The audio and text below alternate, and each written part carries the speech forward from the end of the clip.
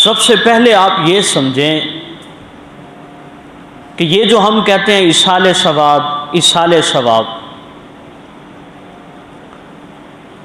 ایصال ثواب کا مطلب کیا ہے؟ اب اس میں دو لفظ ہیں، ایک لفظ ہے ایصال اور دوسرا لفظ ہے ثواب۔ اب ثواب والا جو لفظ ہے یہ تو آپ سمجھتے ہیں، ایصال کا عربی میں مطلب ہوتا ہے پہنچانا، بھیجنا۔ اب گویا ایصال ثواب کا مطلب ہے کسی کو ثواب پہنچانا، یہ ہے ایصال ثواب کا مطلب۔ ایک شخص 40 سال، 50 سال، 60 سال گزار کر فوت ہو گیا، جتنی اس سے ہو سکتی تھی اس نے نیکیاں کی، اب وہ شخص دنیا سے ہو گیا رخصت۔ اب سوال یہ پیدا ہوتا ہے کہ یہ جو شخص دنیا سے رخصت ہو گیا، جو عمل اس نے کیا وہ تو ثواب ملنا ہے اس کو، اخلاص کے ساتھ اگر کیا، لیکن اس کے مرنے کے بعد باقی لوگ، اس کے وارثین، ورثاء،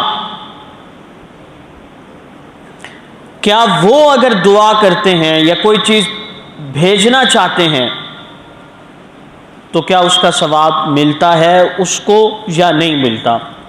اسے ہم، کیونکہ میں آپ کو بتایا کرتا ہوں کسی بھی چیز کو دیکھنا ہو تو قرآن کی روشنی میں اور پھر حدیث کی روشنی میں، سب سے پہلے یہ دو چیزیں ہیں۔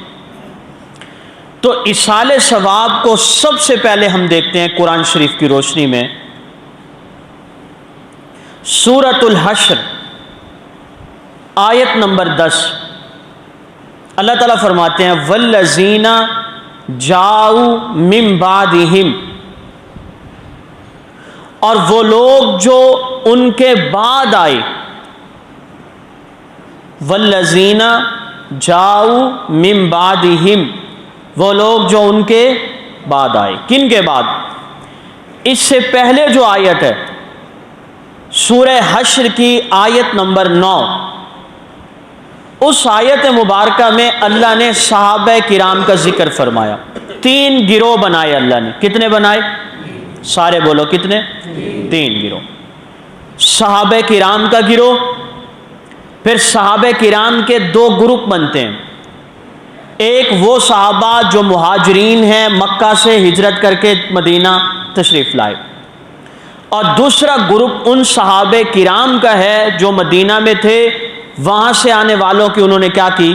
مدد کی، مہاجرین اور دوسرے انصار۔ اور صحابہ کے بعد جتنے بھی لوگ آئیں گے امتی، وہ تیسرا گروپ ہے۔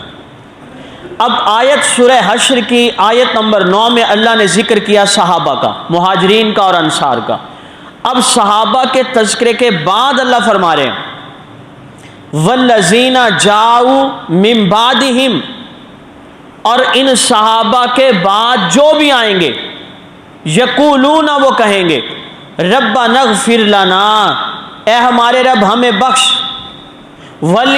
ربنا اغفر لنا ولاخواننا الذین سبقونا بالایمان، وہ لوگ جو ہم سے پہلے تھے، ایمان میں ہم سے پہلے تھے، دنیا سے چلے گئے، اے میرے رب، اے ہمارے رب ہماری بھی بخشش فرما، ان کی بھی بخشش فرما۔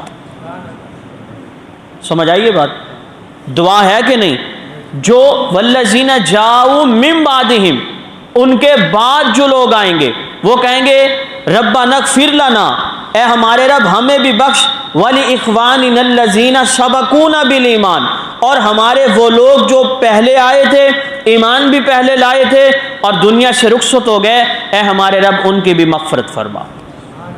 سورہ حشر کی آیت نمبر 10 سے یہ بات ثابت ہو رہی ہے کہ دعا جب مرنے کے بعد کسی کو کی جاتی ہے تو اس کا ثواب بھی مردے کو، بولو تو صحیح، ثواب اس مردے کو پہنچتا ہے۔ اب قرآن شریف کی اور بھی آیتیں ہیں، لیکن اگر آیتیں ہی پڑھتے رہے تو وقت اسی بے ہو جائے گا۔ ثبوت کے طور پہ ایک آیت میں نے آپ کے سامنے عرض کی، میں آپ کو یاد کرا رہا ہوں، سورۃ الحشر آیت نمبر 10 ہے۔ اب دعا کرنا ایک ہے، آپ نے کچھ پڑھا، نہیں بھی پڑھا نا، دعا بھی کر رہے ہیں مغفرت کی، تو بھی اس کا ثواب مرحوم کو، مردے کو پہنچتا ہے۔ کیوں؟ سرور کونین صلی اللہ علیہ وسلم نے فرمایا الدعاء هو العبادہ، دعا خود ایک عبادت ہے۔ اور دوسری روایت میں ہے الدعاء مخ العبادہ، کہ دعا عبادت کا مغز، عبادت کا نچوڑ ہوتا ہے۔ سورہ حشر آیت نمبر 10۔ اب آئیے اصال ثواب کو دیکھتے ہیں، کس کی روشنی میں؟ حدیث نبوی کی روشنی میں۔ ام المومنین حضرت عائشہ صدیقہ رضی اللہ تعالی عنہ فرماتی ہیں، آپ صلی اللہ علیہ وسلم کی جو ازواج مطہرات تھی، بیویاں تھیں، دن تقسیم تھے، راتیں تقسیم تھی، بے آج اس بیوی کے ہاں اور آج اس بیوی کے ہاں۔ ام المومنین حضرت عائشہ رضی اللہ عنہ فرماتی ہیں کہ جس رات آپ صلی اللہ علیہ وسلم کی باری تھی میرے حجرے میں، میں بیدار ہوئی اور آپ صلی اللہ علیہ، یہ صحیح مسلم کی روایت ہے، میں بیدار ہوئی اور آپ صلی اللہ علیہ وسلم بستر پر نہیں تھے، میں آپ صلی اللہ علیہ وسلم کو تلاش کر رہی تھی، تو تلاش کرتے کرتے جنت البقیع میں جا پہنچی، وہاں میں نے دیکھا آپ صلی اللہ علیہ وسلم دعا کر رہے ہیں، اے میرے رب، یہ لوگ جو دنیا سے رخصت ہو گئے ان کی بخشش فرما۔ آپ وسلم دعا کر رہے ہیں بخشش کی، اور ان لوگوں کے لیے جو دنیا سے رخصت ہو چکے ہیں۔